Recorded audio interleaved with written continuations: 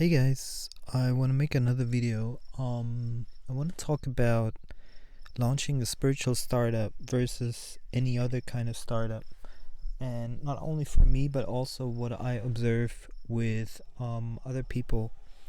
And one of the interesting things is that most most people that I know that start a spiritual startup, they either compromise on their spirituality or they compromise on the business. So it's like one or the other. And for myself, I noticed that in my soul plan, in my soul mission is supporting other souls.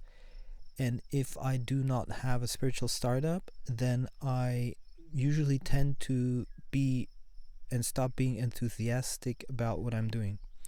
So let's say, for example, if I were to do something completely contrary and do something, any kind of business that you would say, okay, this is kind of like more traditional capitalistic capital markets or something like that, then I would very quickly lose interest. And because in my soul plan, in my soul mission is to support other souls, and that is really ingrained kind of in my soul plan.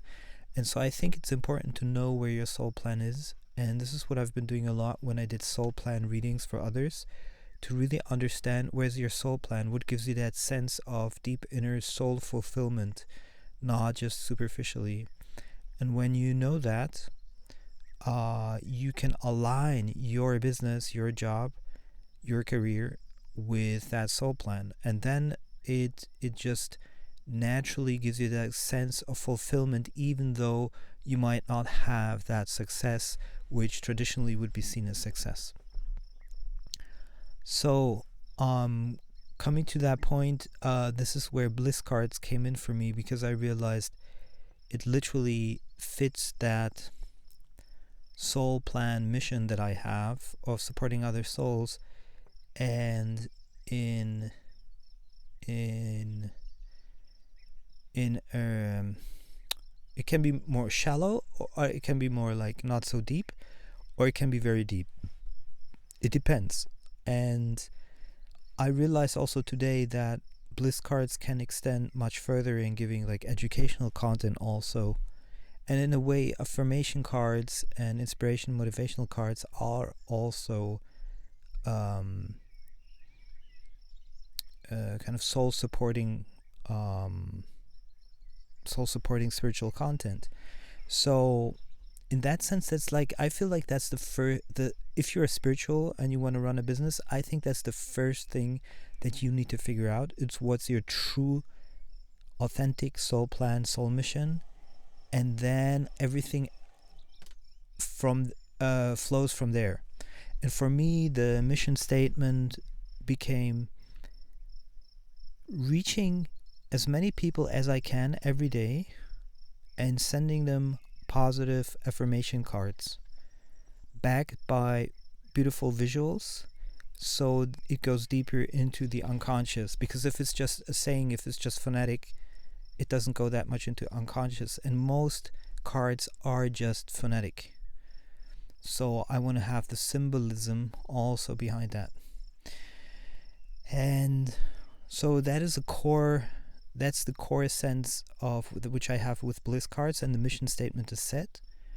And I really feel it resonates with me on a deeper level. And from that, I don't have to compromise with that soul plan and still can do the business. And I think that's literally the core thing. Everyone who tends to jump from one project to the other and is somehow, highly sensitive or energetic or spiritual, they must ask themselves this question first.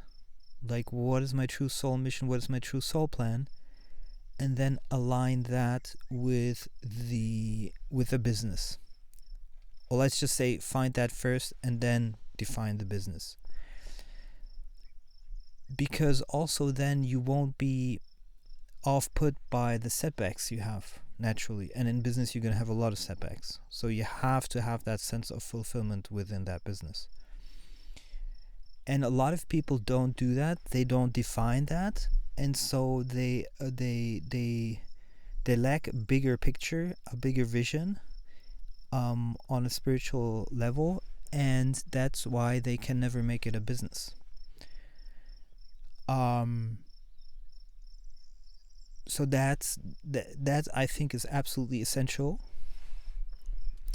And then the second thing is understanding that the business grows as you grow. So that means that you work on yourself, not only spiritually, but also in terms of like educational material for business, for small, medium, and large business. Because if you don't, then you are kind of not acquiring the knowledge which you need as you go from step by step to build the business. So you only have the soul mission, but you're lacking the knowledge to make it grow. And so what I'm suggesting is that you keep watching and learning from others from the regular business world, and just learn. You don't have to immediately use it, but just learn, and then it will start to click. And that's kind of how I feel one should go about this. And then everything will fall into its place when it's the time. And you don't stress, because stressing is only for those who are not in alignment. Yeah, so I wanted to share that with you, because I felt like I watched a lot of women, for example, try to do spiritual businesses, and I felt like they're not really aligned with a bigger vision. They just think like they make something like a small piece of gift or something, and then start selling it.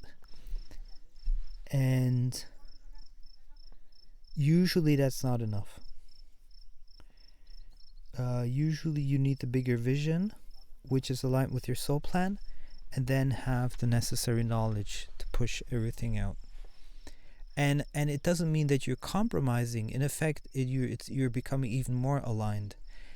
And business is not hiding in the bush and hoping that customers come along. You really need to go out there and present and do. And that's only possible for a spiritual person, I think, when they understand their grander mission.